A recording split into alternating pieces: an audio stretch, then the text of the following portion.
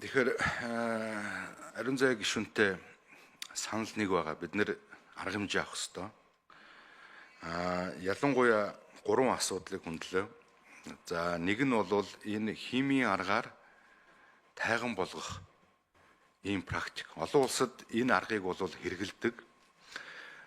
Бэлгийн даавар буюу одоо бэлгийн дур хүслийг үүсгэдэг тестостероны хэмжээг бол багасгадаг ийм одоо тарилга бол ашигладаг.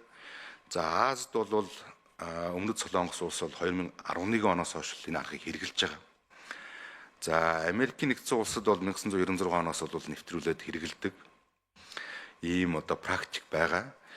За энэ чиглэлээр бол хийгдсэн судалгаа бол одоогор бол байхгүй. Тэгэхээр бидний энэ санал болгоод байгаа энэ ажилд бол энэ бүр наривчлсан дэлгэрэнгүй судалгааг бид нэр ер нь хийх ёстой.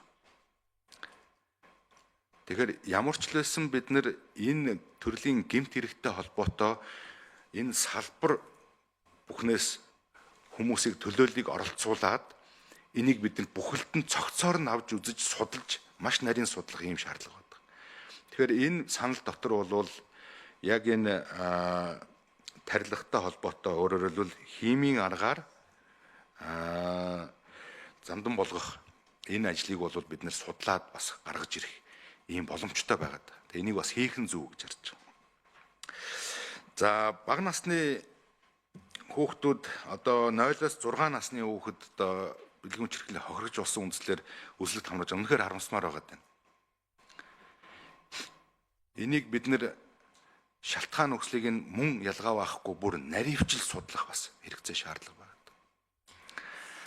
Үндсэндээ бол бидний харж байгаагаар шүүхийн шинжилгээний ерөнхий газрын шүүх хэмжлэгт өсөлт хамрагдж байгаа хүүхэд бүрийн цаана гэмт хэрэг байх боломжтой гэж харж байна.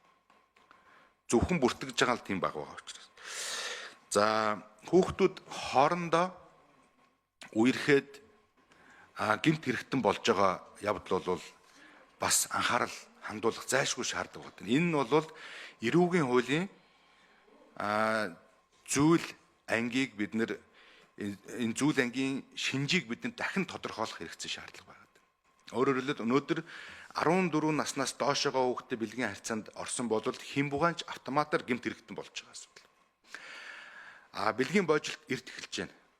За Хүний эрхийн үндэсний комисс болон энэ холбогдох байгууллагуудын хийсэн судалгаагаар бол 12 наснаас үндсэндээ бол энэ бэлгийн харилцаа гэж юу болохыг хүүхдүүд мэддэг болцсон байна.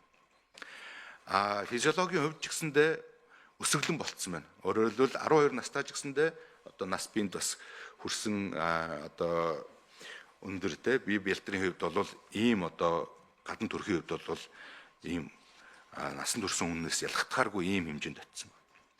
Тэгэхээр энэ гэмт хэргийн шинжийг бид нэр дахин тодорхойлж энийг бид нэр эрүүгийн хуулиндаа өөрчлөлт оруулахгүй бол энэ өөрчлөгдөхгүй. Энэ асуудлыг бол яг практик дээр ажилладаг өмгөөлөгч нар хамгийн ихээр ярьж сэтгэл санаа нь зовниж байна. Мөн шүүхийн шийдвэр гүйцэтгэх ерөнхий газар одоо сургууль төмөрчлийн тусгай байгууллагын одоо тэнд ажилладаг удирд галдан тушаалтнууд бас энийг ярьж байна. Хоорондоо үерхэд гэмт хэрэгтэн болж байгаа нэг нь. Тэгэхээр энэ бид нэр энэ гэмт хэргийн зүйлчлэлийн мөн одоо шинжийг бид нэр дахин харж энэ дээр өөрчлөлт хийхгүй болвол хүүхдүүд мөн одоо зүгээр үерхэд хайр дурлалын үндсэн дээр одоо бэлгийн харьцаанд ороод болсноороо одоо гэмт хэрэгтэн болох ийм